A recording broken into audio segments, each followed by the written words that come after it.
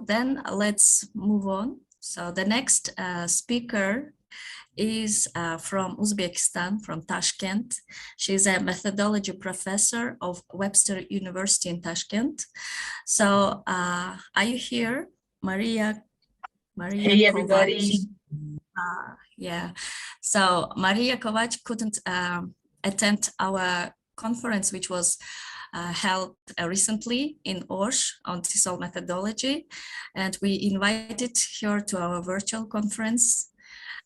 Thank you for coming here. Thank you Maria, for letting me know that welcome. this conference is happening. And the topic of your presentation sounds really interesting. Zoom in, zoom out. Thank you. Yes. Welcome. I wanted to remind everybody of what Zoom meant as a verb before we had Zoom as a platform. Now, I was wondering if I could share slides. Could you let me be a co-host? And then I would be able to share my slides. Yes, okay. Let's try that.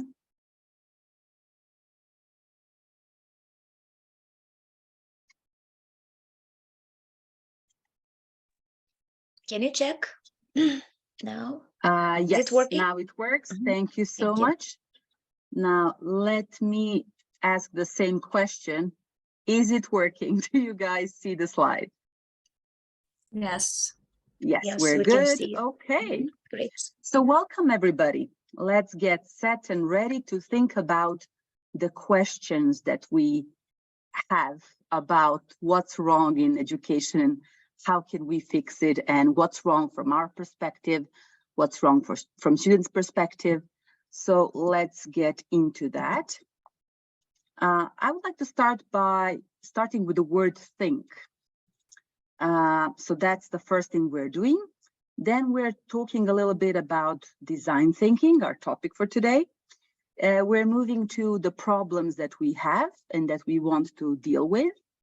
And finally, we're talking about zooming in and zooming out on those problems and defining the problems in a right way, in a correct way. So that's the plan. Let's first think about thinking. So the young man here with the microphone means that I'm going to ask you for your opinion. We're going to click on this. I'm going to share it in the chat. So there's going to be a link in the chat asking you to tell me your ideas about thinking. So the first thing that comes to your head when I say thinking, you can type a couple of different associations. That's perfectly fine. And I'm going to share the screen so you can see what other people are saying about thinking. So let's see if you guys can join and if it works for you.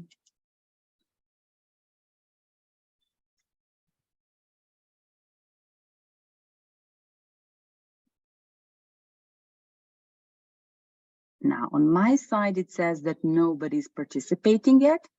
Now, let's see if I shared the link correctly. Yeah, it looks okay. You guys are sharing in the chat. That's nice, but I was hoping that you can share on this website. So could you please go to this link? People say realize. Now I see some answers. Very good.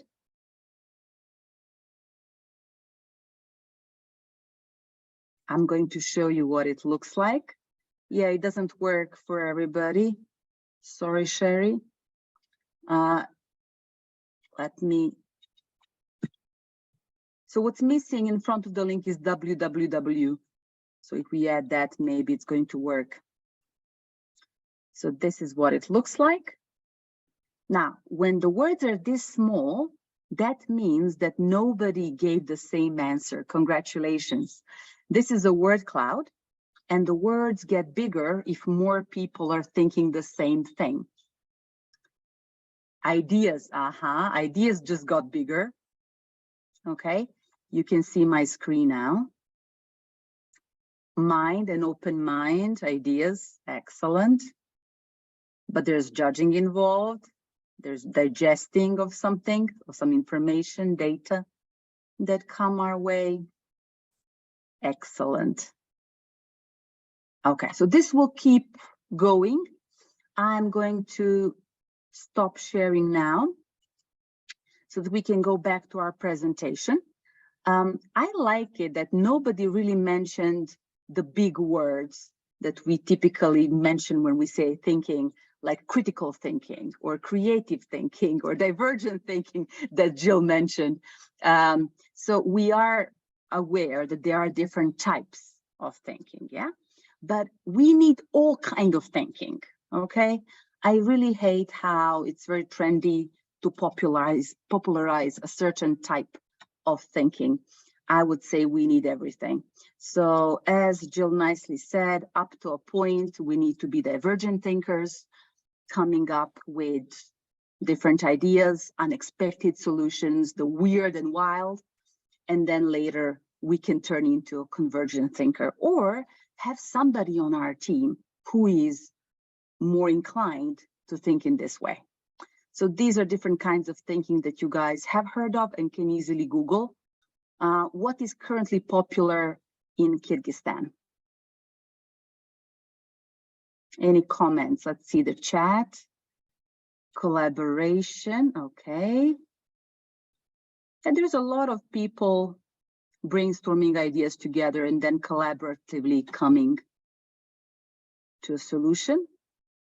Critical thinking, thank you. Yeah, critical thinking, I thought so, yes. It's very big in Uzbekistan where I'm now. I thought that that's something we had in common. Okay, good. So now we're going to move on. Now that we know that we can think in many different ways, let's see what good all that thinking brings, right?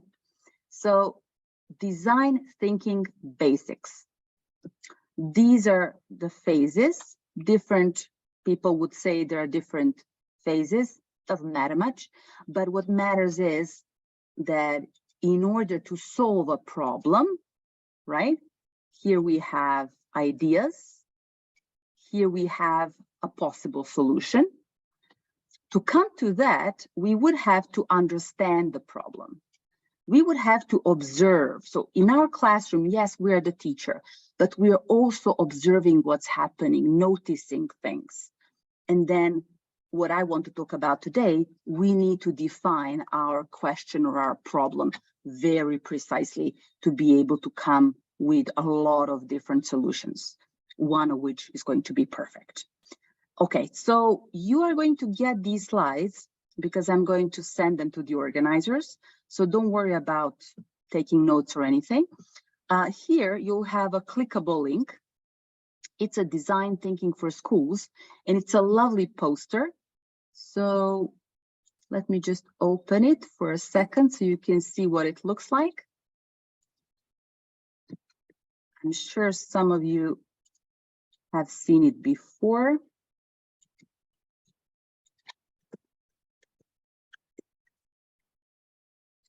Maker's Empire, that's what they're called. And let me share the screen so you can see what I see. Huh, not the link that I wanted to share. I guess I'll give up. Didn't go to where I wanted it to go. Let's try again. I can send it to you in the chat. Maybe that would be faster. Here we go.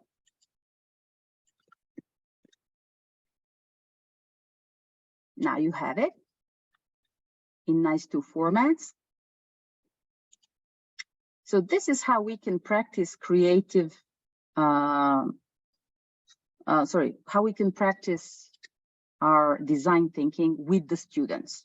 So are we new to design thinking? Maybe we are, okay, no worries. We can do this grouped with somebody else. So Jill said that you can talk to your other colleagues. There must be somebody in the school you can work with, somebody who probably has the same problem. You can also work with your students if you feel that you're going to be judged in your staff room, that you don't feel comfortable enough. You can do this with your students, and they have all different platforms, posters, ideas, steps about how it can go. So that's something I wanted to share. So please consider design thinking in your classroom, not you solving the problems for the students, but being user-centered. So we need to notice that in design thinking, traditionally, in businesses, in economy, right? Design thinking means you talk to the client, and the final user of that product or service is going to tell you what they need. So this is us talking to our students. That's as simple as it is. So listen to them, actually listen to them, right? And then see what it is that they need. For me, it's a little bit harder because I don't speak Uzbek, I don't speak Russian. So it's very hard for me to find out what students need.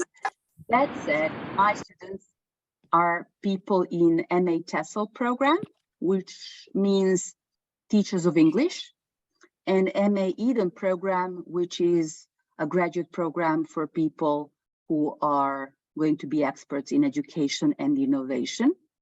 So I talk to them in English because it's an English program, and I'm trying to find out what it is that they feel their students need, their learners are struggling with.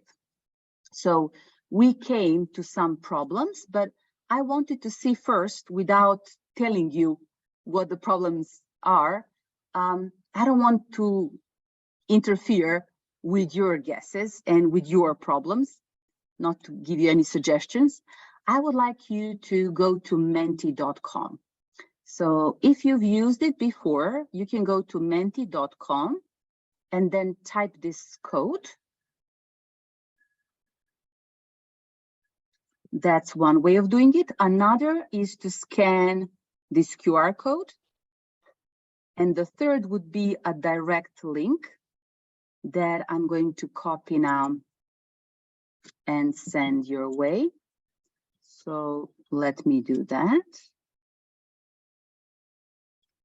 Copy and paste. Okay, it's in the chat. So please click here and see where it takes you.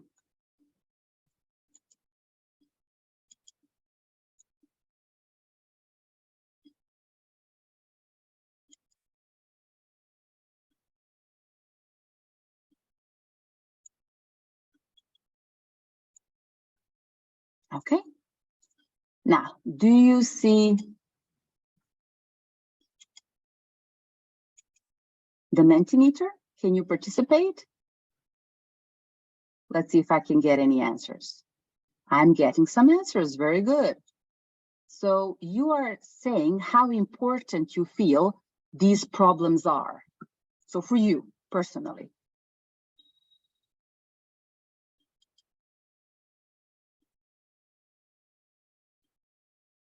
Now, this is how important it is. So from a little bit, that's 1, 2, 3, 4, right?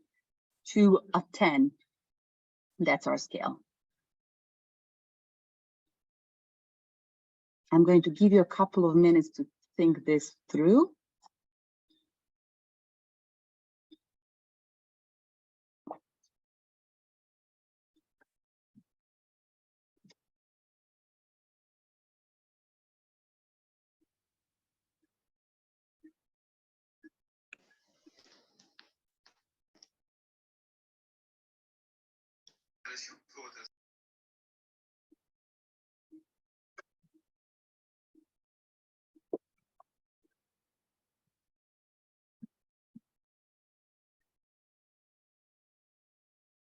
Okay, so let me look at this.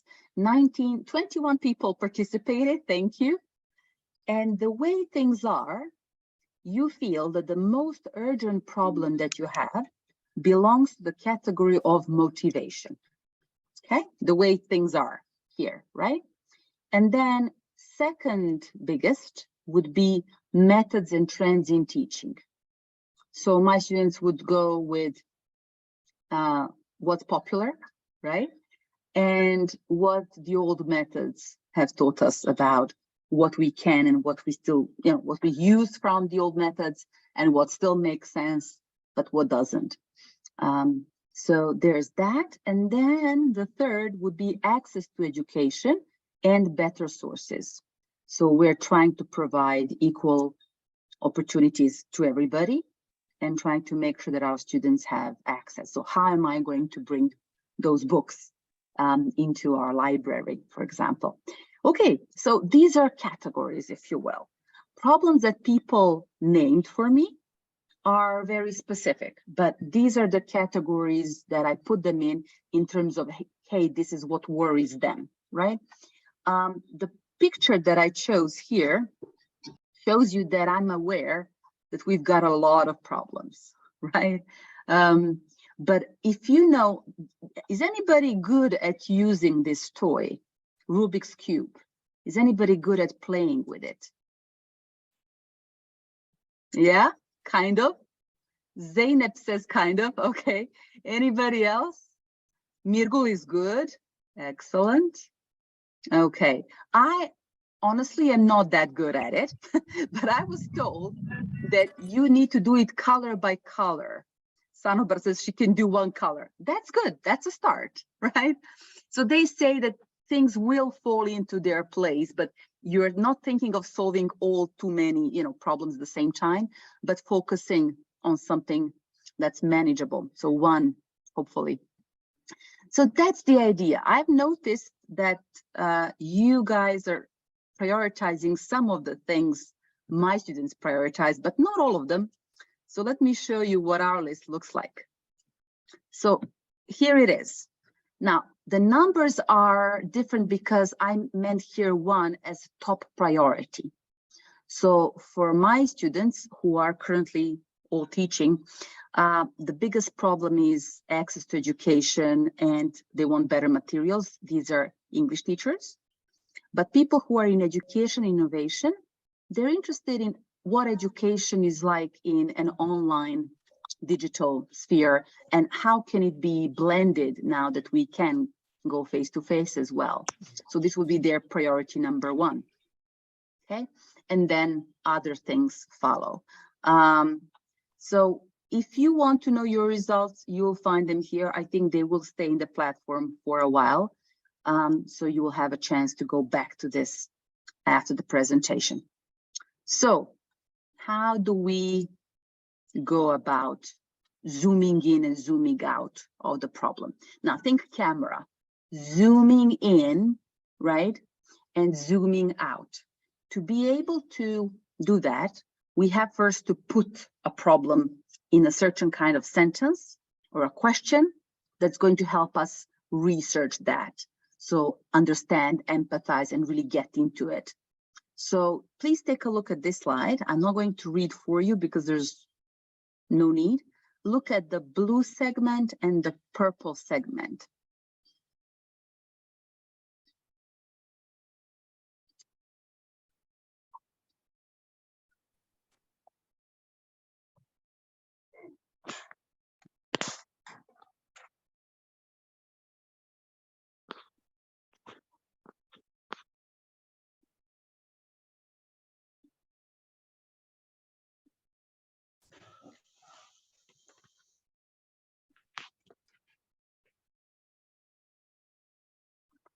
I would always suggest go from a viewpoint of a learner, but if you're working at an academic institution and you read a lot of research, you might as well start from the research. You will find problems in the research that reflect real life too, but why not talk to the learners? They are there, right? They will tell you if we dare ask, right? Okay, so in research, we have very similar kind of thinking, like design thinking. We would go from a topic. So here the topic is online education. We would see how we want to look at that topic, like from what angle. Think of it as you're a horse, right? And you need to be kept on the road and not afraid of all those cars, right? So your focus is going to be here, effect. So what's how does online education in the first year of studies affect students' later academic performance? So now I have students who've been online for a while, and I feel there is a change, but I want to see what kind of change and what I can do about it. So that's something, right? So let's go a little bit away from the education field. So if you're researching something, for example, oh yes, I love dogs, I'll research about dogs. What exactly? Okay, dogs and humans. Yeah, because I'm a human, I want to know how they work together. And I want to narrow it down. So using dogs in psychotherapy, for example, right? So there's a lot of narrowing down in research, and you've all done that in your studies. So design thinking, what I'm trying to say, design thinking is not new.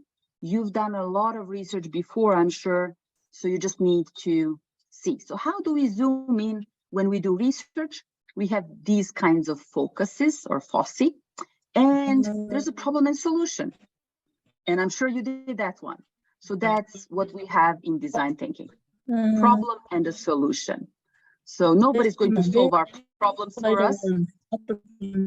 So we are going to solve them ourselves. Now, I'll need a colleague to mute the microphone for a second because I really cannot join that conversation. Okay, so zooming out, that's your divergent mode now. You're generating lots of solutions, as wild and as crazy as they sound, because to get a good idea, first you need to have a lot of them. Okay, so here we go for quantity, right? And this is one type of exercise we can do. Everybody knows about brainstorming, right? Yeah, we're good. Okay, so this is called brain dump. It means that the ideas that we get are not going to be all clever, but it doesn't matter. So your job is to brainstorm with yourself, so nobody else sees it. It's private. So if you say something that's silly, you know, no big deal. And then out of those ideas, you choose one idea that's your wildest idea and one that's your favorite idea, and you go and talk to people about them, but you don't tell them what you think is wild. And you see, maybe other people don't see it that way. So that's something that will eventually bring a good idea forward. And then zooming in, we go a little bit narrower. We're trying to focus on one solution.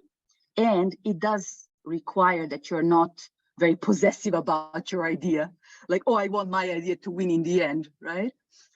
It is about compromise. It is about cooperation.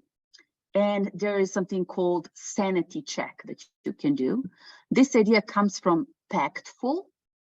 I hope that reminds you of the word impact and impactful, right? So this is an app where teachers all around the world are trying to get students to do design thinking about topics that are environmental or things like poverty, so global issues. And it's amazing to see. It would be great if you could join. So this link, again, you'll have it in the slides. We're not going to go there, but the sanity check really has some questions for you to think about as a group and then check each idea. So is it plausible? Is it realistic? Is it innovative? And if it is all that, hey, congratulations, we've got a good idea that we can try out, because as we said, there is a test phase in design thinking. So sanity check. And finally, I would like to say that it's time for you to go and think about a specific problem and ideate on it, and when you feel that you understand it, but also notice all these people on the slide. You're not alone. Really, you have your students or you have your colleagues. You have all these people today who decided to come and listen to ideas that came from these people here in this list, these websites and materials. And I'm sure everybody would be more than happy to join you because we share our problems. They're very rarely unique. So if we want to invest some effort into solving them, other people will join us and share some of that burden. So thank you everybody for listening. I hope we'll have the time to meet again next time face to face.